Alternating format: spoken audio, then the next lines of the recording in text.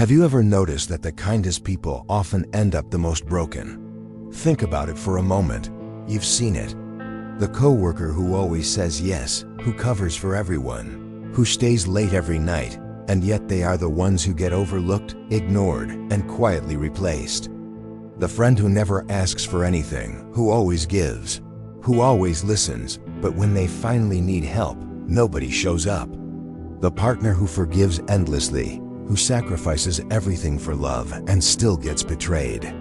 We grow up believing that goodness is a shield, that kindness protects us, that honesty earns respect, that generosity builds loyalty. It sounds comforting, doesn't it? But here is the brutal truth. Blind goodness is not protection, it is exposure. It makes you predictable, it makes it easy to use. It makes you invisible in a world that only respects strength. Niccolò Machiavelli saw this centuries ago. He watched noble rulers fall while cunning ones survived. He saw kind leaders destroyed by the very people they served. He understood something that most of us are still too afraid to admit. Goodness without strategy is the fastest road to ruin. And yet, in our modern world, we are still told to just be nice, as if niceness were enough to protect us from betrayal, exploitation, or failure. Ask yourself honestly, has your goodness ever cost you? Have you ever been taken advantage of because you couldn't say no? Have you ever been disrespected because you wanted to be too understanding? Have you ever felt exhausted because your kindness drained you dry? If so, then you are about to confront a truth that may change everything. In a world full of wolves, goodness is not enough. Only strategic goodness can save you. Before we dive into the deeper truths of Machiavelli and the shocking cost of blind goodness, I want you to do one thing right now. Hit the like button so this message reaches more people who need it. Subscribe to the channel and turn on the notification bell, because what you're about to hear is not just another motivational speech, it is a wake-up call. And if you don't want to miss the next video that could change the way you see yourself and the world, make sure you're the first to know when it drops. From childhood, we are taught a dangerous myth. Teachers tell us, be kind and others will be kind to you. Parents repeat, if you're honest and generous, people will love you. Hollywood stories promise that the good-hearted underdog always wins in the end. It sounds beautiful, it feels safe. But reality does not follow this script. In the real world, goodness alone does not guarantee respect. More often, it guarantees invisibility. Think about the workplace in America today.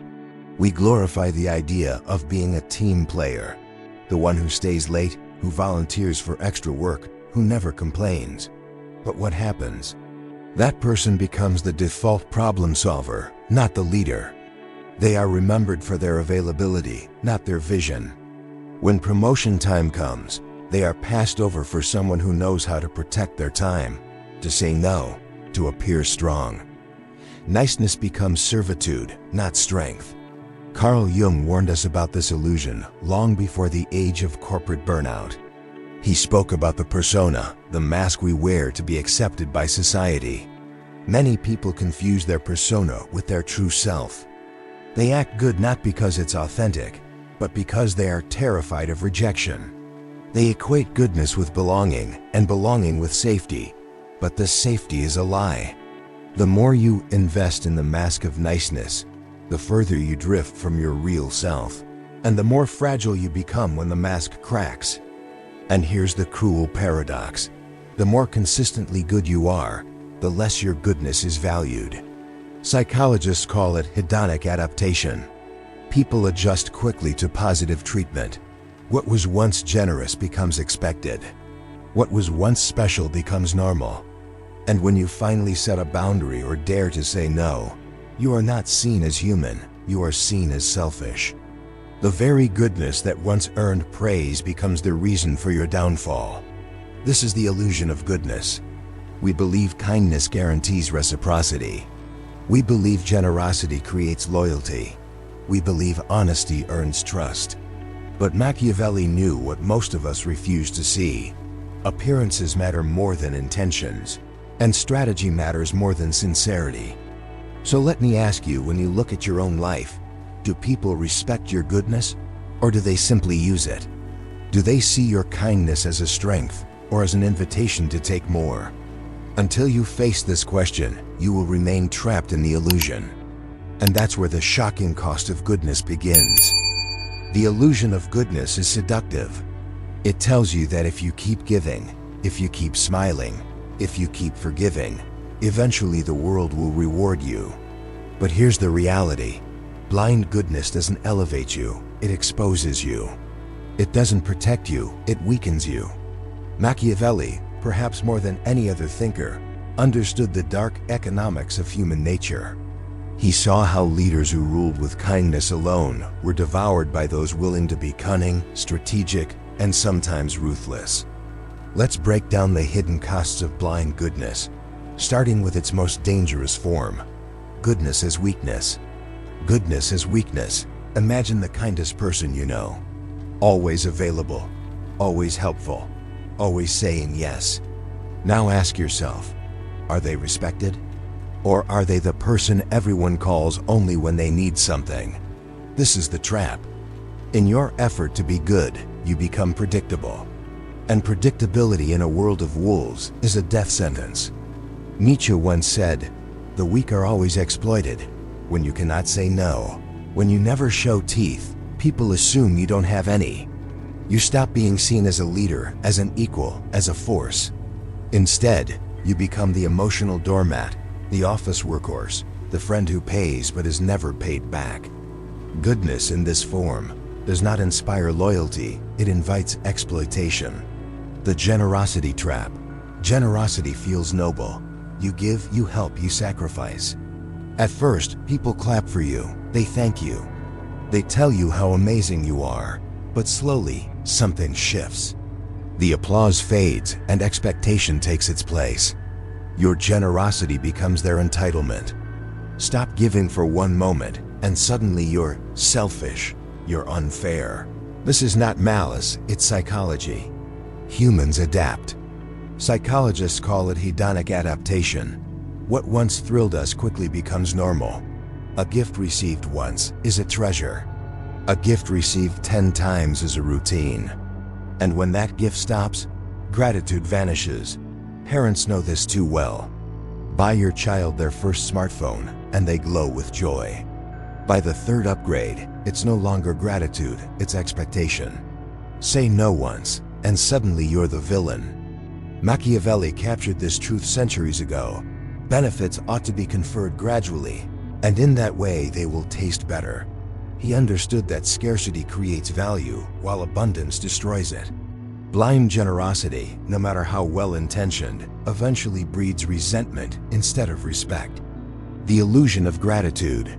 Here's a truth most people can't stomach. Gratitude has an expiration date. Think about it. How often do people truly remember the good you did for them? Not for a week, not for a year, but for a lifetime. Rarely, if ever. Gratitude is short-lived. What endures our current perceptions, not past sacrifices? Freud might say this stems from our unconscious drive for survival. The human psyche prioritizes immediate needs over past kindness. What matters now eclipses what mattered then. And so, when you stop giving, when you finally set a boundary, people don't remember the 10 times you said yes. They only remember the one time you said no. This is why the cost of blind goodness is so devastating. It doesn't just deplete your energy. It warps how others see you. It ensures that your kindness, instead of being your crown, becomes your chain. And yet, the most tragic cost of all is not what others do to you, it's what you do to yourself. Every time you give blindly, every time you wear the mask of endless goodness, you abandon a piece of your authentic self.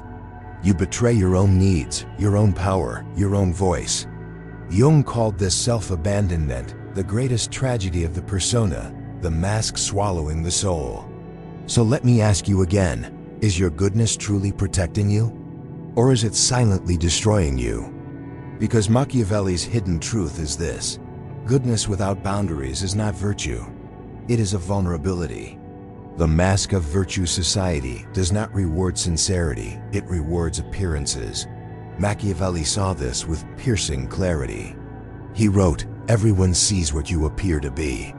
Few experience what you really are." And in those few words lies one of the harshest truths about human nature. People judge you not by the purity of your heart, but by the strength of the image you project. Think about how this plays out today. In corporate America, the leader who smiles, shakes hands, and makes bold decisions, even if those decisions are unpopular, commands respect. Meanwhile, the endlessly accommodating employee, the one who works tirelessly behind the scenes, is rarely seen, rarely acknowledged, rarely promoted. In relationships too, the person who sets boundaries is often perceived as confident and desirable, while the one who gives endlessly without question is quietly taken for granted. This is not about being fake. It's about being strategic. Just as a surgeon must cut to heal, sometimes you must appear firm, even cold, to protect what matters. Real goodness, when practiced wisely, is not about constant softness. It is about timing, knowing when to show compassion and when to show steel. The tragedy is that most people get this backwards. They reveal their weakness to enemies and hide their strength from friends. They exhaust themselves proving their goodness, believing authenticity will be recognized. But in a world driven by perception, sincerity without strength is invisible. To survive and to matter, you must learn the art of the mask. The economics of power. There is a truth that most good people never think about. Every yes you give carries a hidden cost. Every favor you grant, every late night you stay to help, every time you silence your own needs to meet someone else's, you are spending from a limited account. That account is your time, your energy, your resources, and whether you realize it or not, it is always running down. People like to believe that kindness is infinite, but it isn't. Your capacity to give has limits, just as your body has limits, just as your mind has limits. The tragedy is that most people discover this only when it's too late, when their health collapses, when their dreams are delayed beyond repair, when the people they sacrificed everything for have already moved on without them. Think about the instructions you hear every time you board an airplane. The flight attendants tell you, put your own oxygen mask on first before helping others. Why? Because if you pass out trying to save the person next to you, now two people need rescuing instead of one. This is not selfishness. This is survival. And yet in daily life, how many of us forget this? How many of us smother ourselves trying to save everyone else and end up as another person in need of rescue? For years, I fell into this trap myself. I said yes to every request, every demand. I believed I was being good. But in reality, I was abandoning myself piece by piece. My projects fell apart. My dreams were postponed again and again. I woke up angry, bitter, resentful, not because people were evil, but because I had let them consume the very energy I needed to build my own life. Machiavelli warned against this centuries ago. He who wishes to be obeyed must know how to command. And the first command is over yourself. If you cannot govern your own time, if you cannot protect your own energy, you cannot lead others. You cannot create. You cannot endure. Unlimited kindness is not noble, it is unsustainable. This is the economics of power. Every yes is a transaction. Every act of generosity carries a cost. And unless you calculate that cost, you will bankrupt yourself emotionally, mentally, even spiritually. The world does not applaud bankruptcy. It does not step in to rescue the person who drained themselves dry. No, the world simply replaces them with someone stronger, someone more strategic, someone who knows how to say no. This is why strategic goodness matters. It transforms kindness from an endless leak into a powerful investment. It ensures that your resources are not squandered on people who will forget you, but used on causes, projects, and relationships that create lasting impact. It is not cruel to protect your energy. It is wisdom. It is not selfish to say no. It is leadership. So I ask you now, How many yeses have you given this week that drained you? How many times have you abandoned your own work, your own dreams, to keep the peace? And what has it cost you? Because make no mistake, it is costing you something. The question is not whether you are paying a price. The question is whether the price you are paying is worth the outcome you are getting. And if it isn't, then your goodness is no longer a virtue. It has become a trap. If blind goodness exposes you, drains you, and turns you into a shadow of yourself, then what is the alternative? Do we abandon kindness altogether? Do we harden our hearts and live only for ourselves? No, that would be to swing from one extreme to the other, and both extremes destroy you. The answer is not to abandon goodness, it is to transform it. To wield it not as a burden, but as a weapon. To practice what I call strategic goodness. Strategic goodness is not about being fake, and it is not about being cruel. It is about recognizing that kindness, honesty, and generosity are not infinite. They are precious, and like any precious resource, they must be used wisely. Think of a sword. A sword sitting on a shelf protects no one. But a sword wielded by a skilled warrior at the right time, in the right place, can save a kingdom.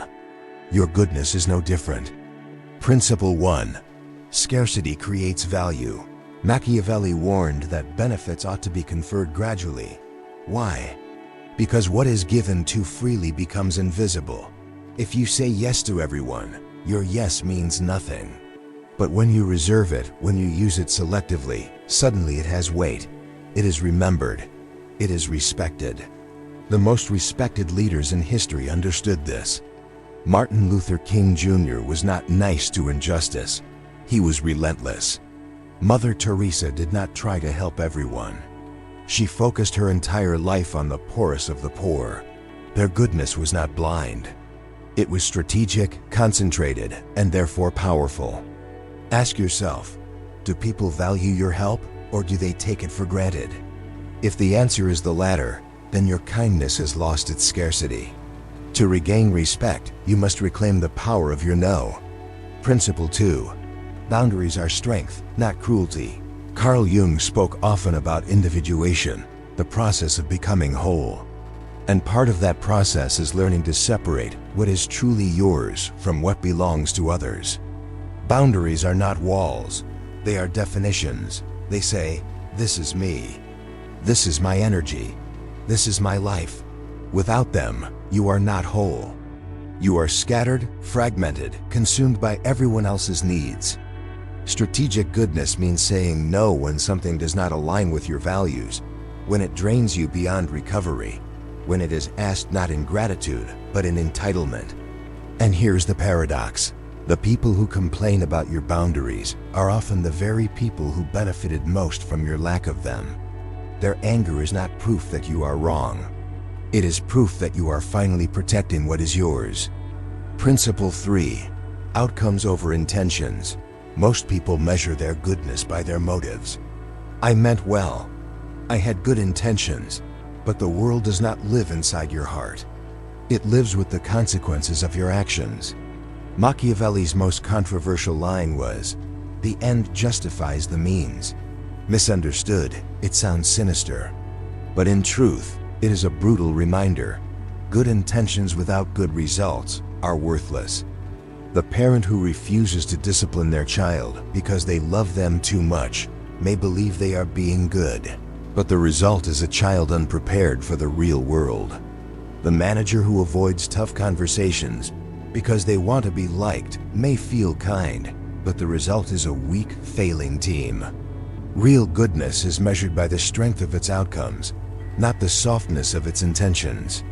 Strategic goodness asks, will this act of kindness actually create a better result?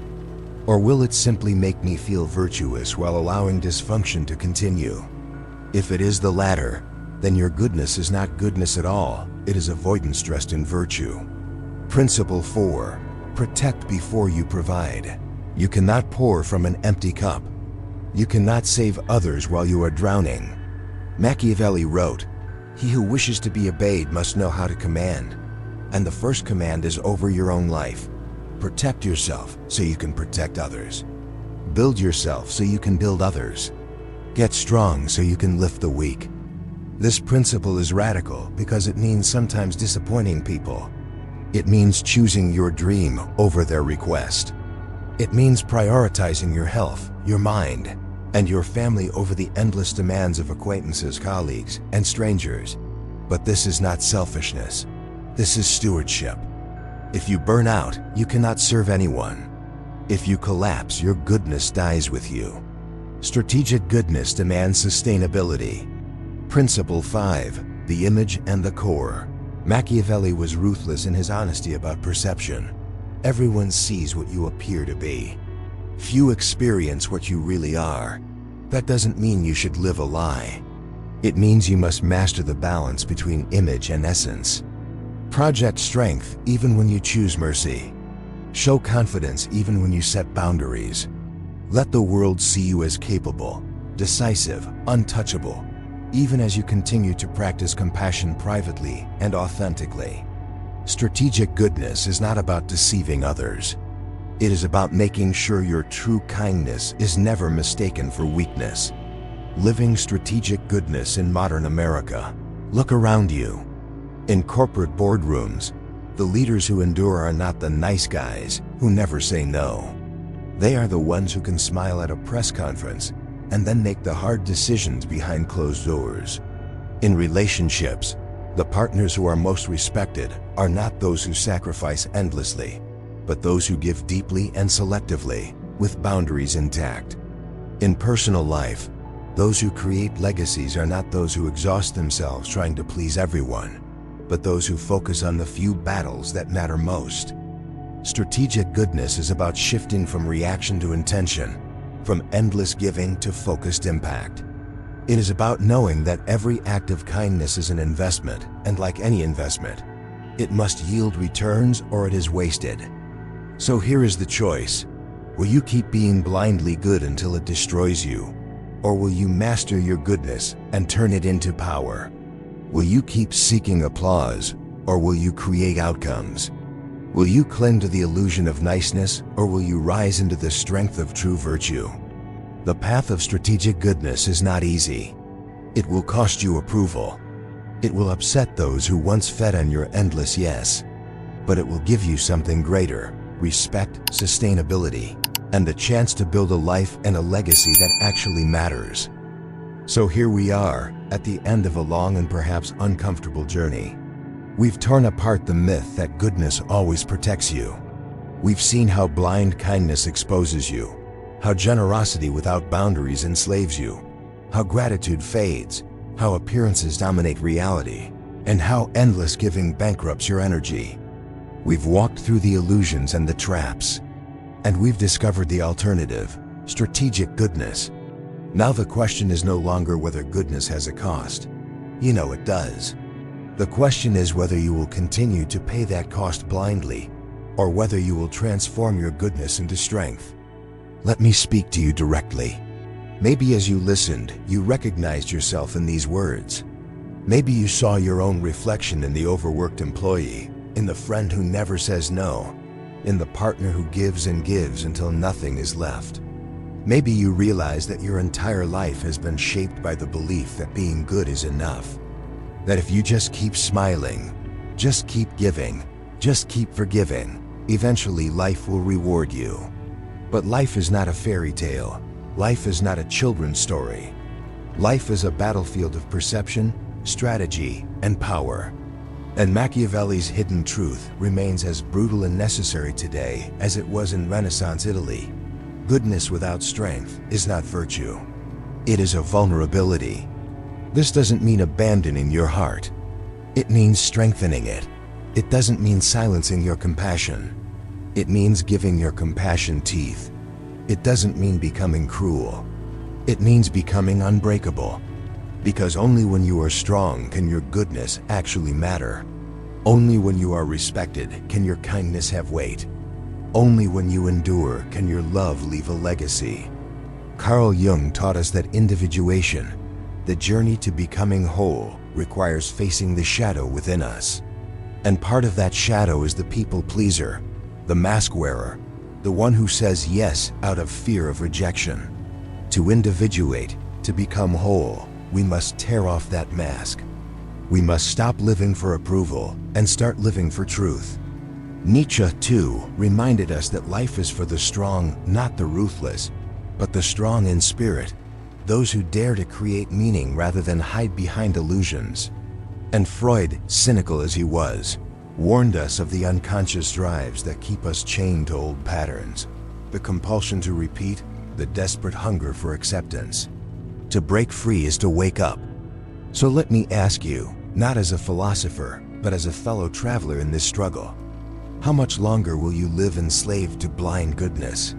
How many more years will you give your energy away to those who don't deserve it? How many more times will you mistake being liked for being respected? How many more chances will you waste believing that intentions alone are enough, when what the world truly remembers is results? Your life is finite. Your energy is finite. Your time is finite. Every yes you give, every sacrifice you make, is a piece of your soul you will never get back. Don't throw those pieces away on the altar of blind kindness. Invest them wisely. Use them with precision. Let your goodness be felt, not because it is everywhere, but because it is rare, powerful, and unforgettable. Machiavelli wrote, "It is better to be feared than loved." If you cannot be both, what he really meant was this: respect matters more than affection. Impact matters more than popularity. Survival matters more than applause. You don't have to choose between being good and being strong. You can be both. You must be both. But if you are forced to choose strength first, because strength gives you the power to practice goodness when it matters most. This is the awakening, that your goodness is not your weakness. When used strategically, it becomes your greatest weapon. It becomes the shield that protects you, the sword that defends others, the foundation of a life and a legacy that endures. So here is the choice before you. Will you remain the sheep endlessly devoured in a world of wolves? Or will you rise into the shepherd, the one who protects, who endures, who leads not through weakness, but through wisdom, courage, and strength? The decision is yours. But remember this: history does not remember those who were merely nice. It remembers those who created change.